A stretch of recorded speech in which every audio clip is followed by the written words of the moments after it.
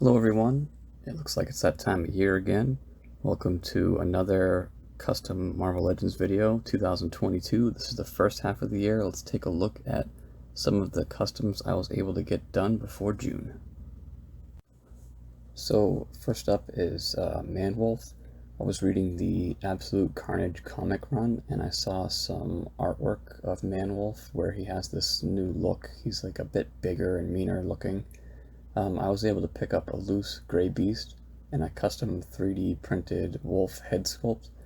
I used an extra fodder torn Hulk jacket and I cut off the sleeves. I ended up using the cut off sleeves for his torn pants. I just painted them black.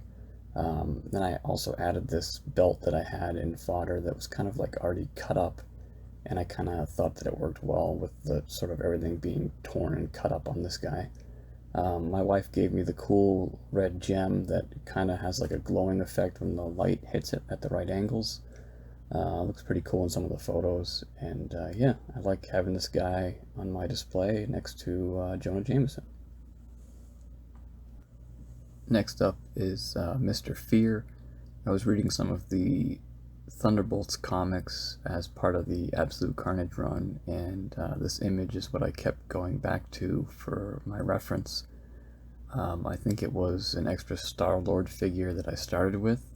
The head is an extra Taskmaster head, and it looks like I think I swapped the hoods on this one. I added a piece of mesh black fabric to fill in the gaps in the hood so that you can't like see through it.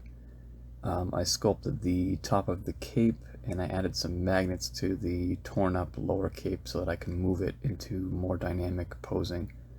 I added some pouches to his belt, and yeah, I like the contrasts of this guy. The light and the dark grays I think came out well. Next up is a must-have swordsman. We were watching the Disney Plus Hawkeye series, and I was inspired to make a classic comic looking swordsman to go with kind of a classic Avengers display. I started with a Wonder Man body because the arms have those arm bands in the right spots. I used the Secret Wars cap head and sculpted the fin on the top of the head. I swapped the lower arms and the lower legs also from the Secret Wars Captain America. And I added some old Wolverine shoulder pads, and the tunic or the skirt piece is from a Hand Ninja. Maverick cross chest strap part and a random sword sheath from fodder. That was my first time sculpting a mustache, and I really wanted it to be like over the top and stand out. I think he looks great in with this classic Avengers display that I'm trying to build, and he was just in time because my classic Doctor Strange actually had just showed up. Next up was Hobgoblin. I really wasn't happy with the retro card Hobgoblin release. I was hoping for something that would replace my Toy Biz Hobgoblin. I still had that in my display. I wish I never sold my old Space Venom wave, but I figured I could probably mix some of the old Toy Biz parts in with the new one and come up with the Hobgoblin that I had in mind.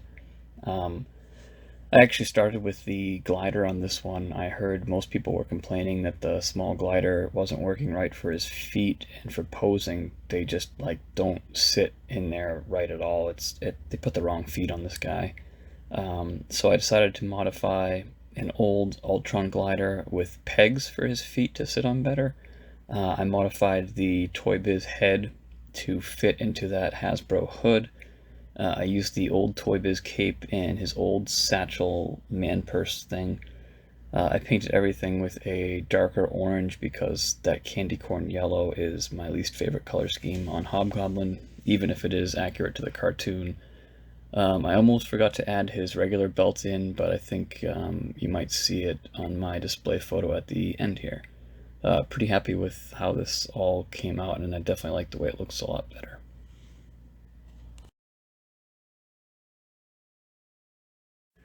Next is Binary.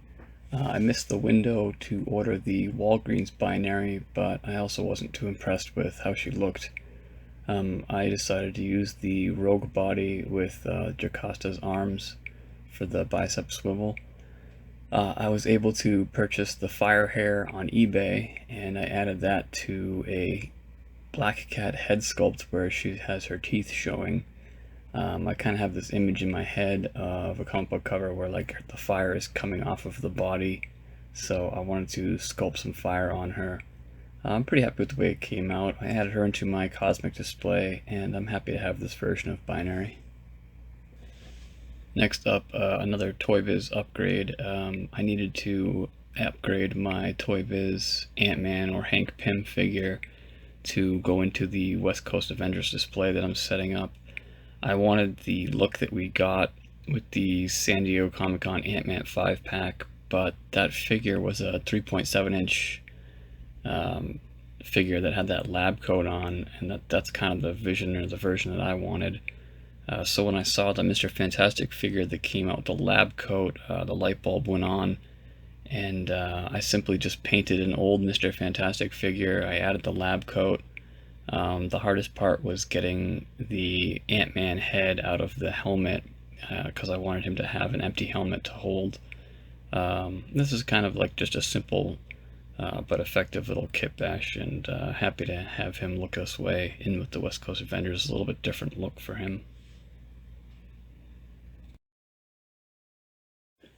Next was Banshee. After seeing the siren reveal, I got worried that they may actually give us a non-yelling Banshee. So I got to work. I hair swapped the arcade hair over to the yelling hood head. I made sure to sculpt in his sideburns. I decided to go with a more modern look on the costume, and that allowed me to use the Black Tom body, which I painted. And I also added the original Hasbro Banshee cape, since he'd be replacing him on my X-Men shelf anyways.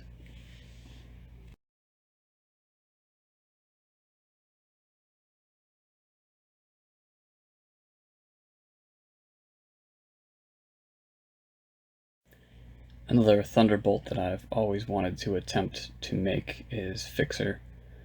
This was a lot of fun for me. I think my favorite thing is finding ways to make a ton of fodder parts work.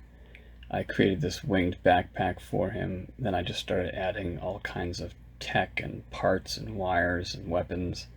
I sculpted hair onto a forge head, and I also sculpted his headband to be a bit bigger. I like this version of him where he had some blues and reds in his costume. I really like the way he looks on my display with some of the older Thunderbolts team members.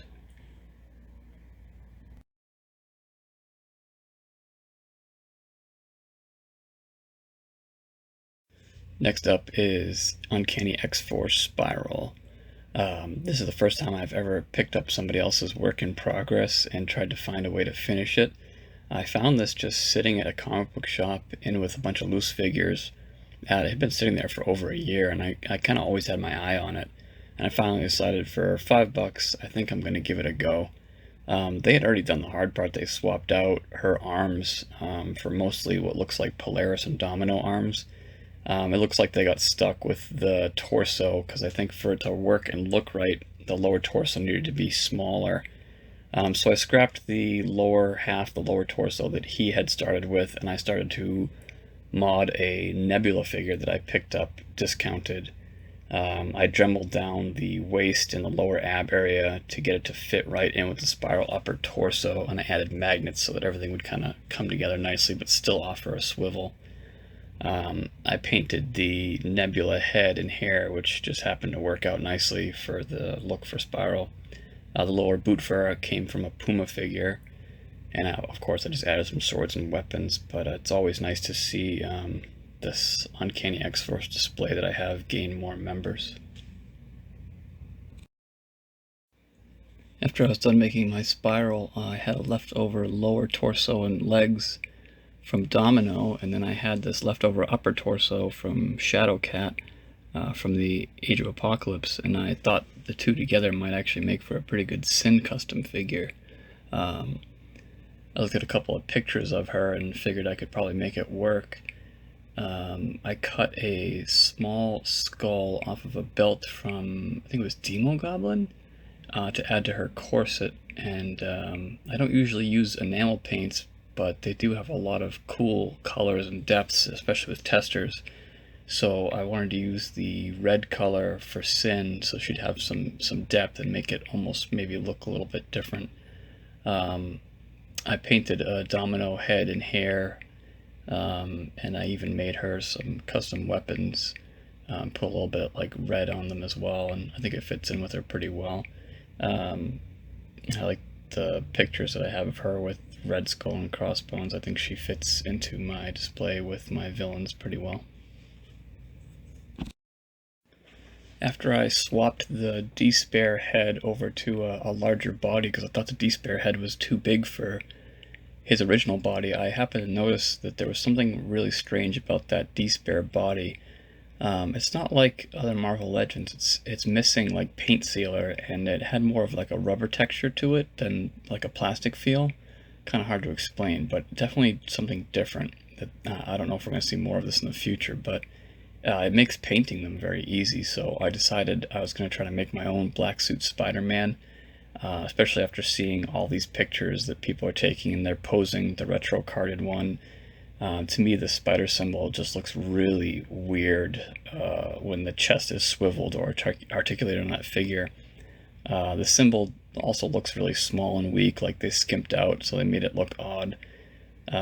So I wanted to custom make like a different face for this black suit Spider-Man, so I made it where the symbiote is like creeping over Peter, so it finally gave me a use for that weird like half-masked Peter head that we were given before. And I just had that laying around. I really like how this came out, and it's a figure that like it keeps drawing my eye. I keep looking at it. I really like how it looks. My last custom for the first half of 2022 was the AIM Mandroid. I saw a lot of people were using the Buzz Lightyear toy and making this work, and I was like, I just have to try this. I painted him a dark gold first, and then I lightly dry brushed some lighter golds over that to get him closer to the colors of the Scientist Supreme. I added some fodder weapons and some magnets so that the weapons will move around. I really like how he looks in with my AIM display alongside MODOK, and you would never know that this was just like a $16, Buzz Lightyear movie toy.